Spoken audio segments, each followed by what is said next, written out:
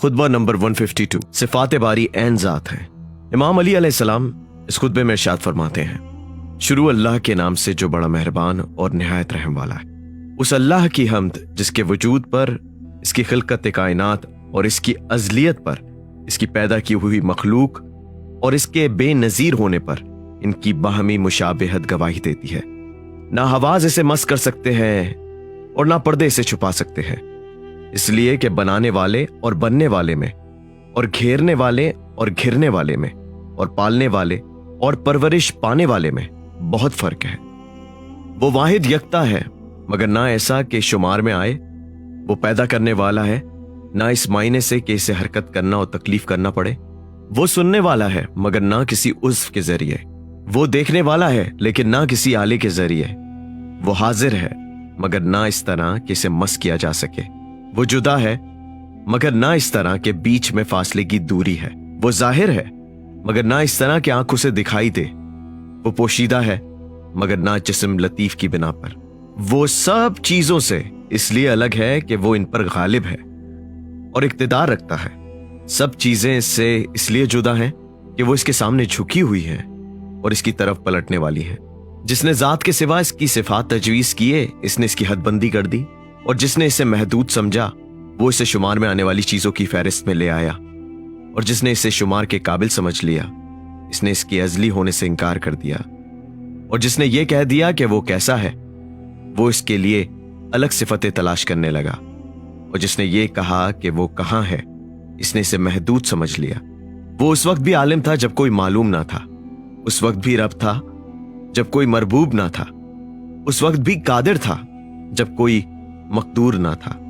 इसी खुतबे का एक और जुज़, तुलू करने वाला उभर आया, चमकने वाला चमक उठा, जाहिर होने वाला जाहिर हो गया, टेढ़े मामले सीधे हो गए। खुदावंद आलम ने कौम को कौम और दिन को दिन से बदल दिया है।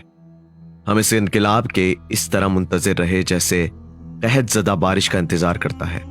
बेशक आयमा खुदा के बंदों पर इसके मुकर्रर किए हुए हाकिम हैं और बंदों को इसकी मार्फत कराने वाले हैं।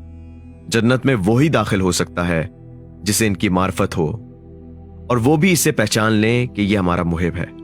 और दोजख में वही शख्स डाला जाएगा जो ना इन्हें पहचाने और ना वो उसे पहचाने। खुदा ने तुम्हें इस्लाम के लिए मखसूस कर लिया है और इसके लिए तुम्हें चुन लिया है, और ये इसलिए कि इस्लाम सलामती का नाम है और इज्जत का सरमाया है।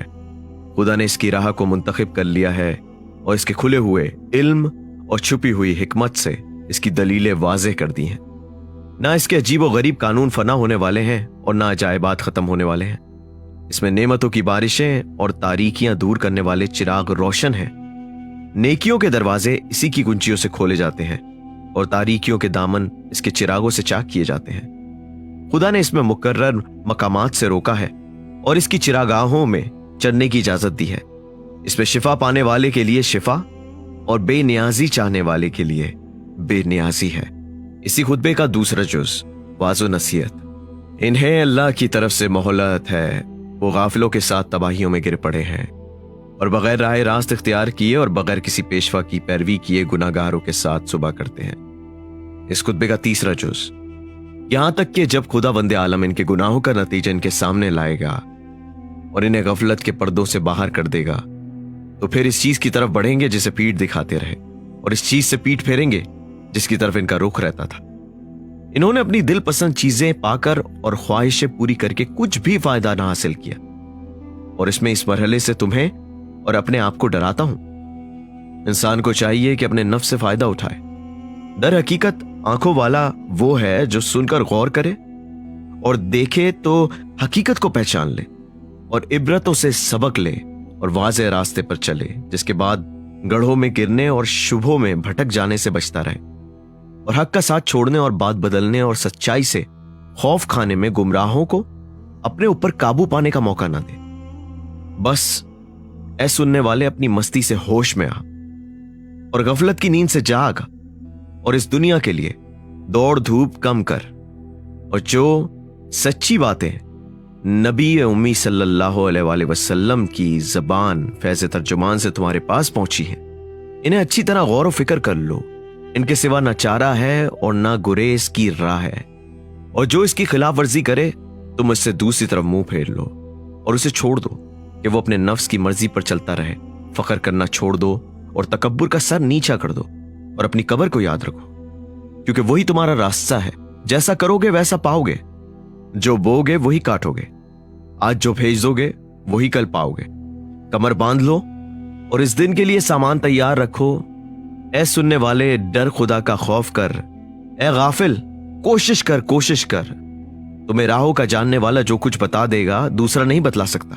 कुरान हकीम में खुदा के नाकाबिले तब्दील उसूल में से कि जिन पर वो जजा और सजा देता है और रजामंद या नाराज होता है, ये है कि किसी बंदे को चाहे वो जितनी भी कोशिश करे और खुलूस से अमल करे, इसे दुनिया से निकलकर खुदा की बारगाह में जाना कुछ फायदा नहीं पहुंचा सकता, जबकि वो इन खसलतों में से एक खसलत में मुलव्विस हो और तौबा किए बगैर मर जाए।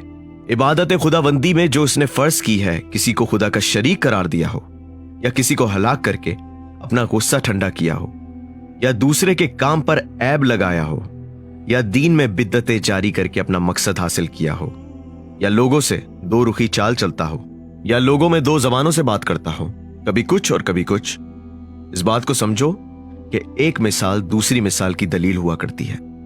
यकीनन चौपायों का मकसद जिंदगी पेट भरना है, दरिंदों का मकसद दूसरों पर हमला करके चीरना फाड़ना है और औरतों का मकसद दुनिया की जिंदगी का बनाव संघार और फितने उठाना है।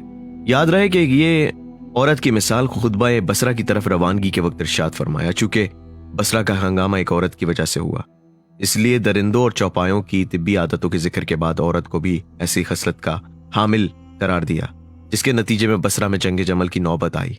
मोमिन वो हैं जो गुरूर और तकब्बुर से दूर रहते हैं। मोमिन वो हैं जो मेहरबान हैं। मोमिन वो हैं जो खुदा से डरते रहते हैं।